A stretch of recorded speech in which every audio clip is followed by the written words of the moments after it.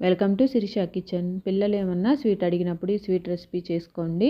చాలా టేస్టీగా ఉంటుంది. చేసుకునే ప్రాసెస్ కూడా ఈజీగా ఉంటుంది. అన్నీ ఇంట్లో ఉన్న ఇంగ్రీడియంట్స్తోనే చేసుకోవచ్చు.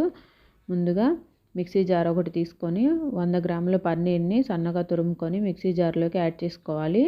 ఇందులోనే 1/2 కప్ వరకు పాలు పోసుకొని రెండు కలిపి మెత్తగా మిక్సీ పట్టుకోవాలి. మనకి ఇది ఇలా క్రీమ్ లాగా రెడీ అవుతుంది. దీన్ని పక్కన పెట్టుకొని స్టవ్ మీద ఒక ప్యాన్ పెట్టుకొని 1/2 కప్ వరకు నెయ్యి వేసుకోవాలి. 1/2 కప్పు నెయ్యికి 1 కప్పు వరకు శనగపిండి వేసుకొని నేతిలో శనగపిండి ఉండలు కట్టకుండా మంటని సిమ్లో ఉంచుకుంటూ బాగా కలుపుకోవాలి. ఈ విధంగా మొత్తం ఒకసారి కలిసిన తర్వాత 2 నిమిషాలు శనగపిండిని నేతిలో వేపుకోవాలి. పచ్చివాసన అంతా పోయిన తర్వాత స్టవ్ కట్టేసేసుకొని ముందుగా రెడీ చేసుకున్న క్రీమ్ని ఇందులోకి వేసి బాగా మిక్స్ చేసుకోవాలి.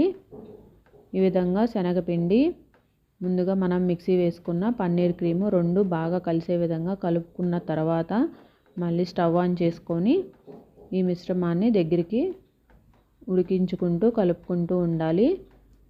ఇప్పుడు ఇందులోకి 1.5 కప్పు వరకు బెల్లం వేసుకోవాలి. బెల్లం నచ్చని వాళ్ళు పంచదార అయినా వేసుకోవచ్చు. ఈ విధంగా బెల్లం అంతా బాగా కరిగిపోయే విధంగా కలుపుకుంటూ ఉండాలి. మంటని సిమ్ టు మీడియము అడ్జస్ట్ చేసుకుంటూ ప్రాసెస్ చేసుకోవాలి. ఈ విధంగా అంతా బాగా కలుపుకుంటే మనకి కొంచెం కొంచెంగా నెయ్యి బయటికి రావడం స్టార్ట్ అవుతుంది. ఈ ప్రాసెస్ మనకి 10 నుంచి 15 నిమిషాల వరకు పడుతుంది. ఈ విధంగా 10 నిమిషాలు బాగా కలుపుకున్న తర్వాత స్వీట్ ప్యాన్ వదిలేసే టైంకి మనకి స్వీట్ రెడీ అయిపోయినట్టే. ఇప్పుడు స్టవ్ కట్టేసుకోవాలి. ఒక ప్లేట్కి నెయ్యి రాసుకొని మనం ముందుగా రెడీ చేసుకున్న స్వీట్ని ప్లేట్లోకి వేసుకొని ఈవెన్గా స్ప్రెడ్ చేసుకోవాలి. ఇది చల్లారిన తర్వాత మరొక ప్లేట్లోకి ట్రాన్స్ఫర్ చేసుకొని పీసెస్గా కట్ చేసుకుంటే ఎంతో టేస్టీగా ఉండే స్వీట్ రెడీ అయిపోతుంది.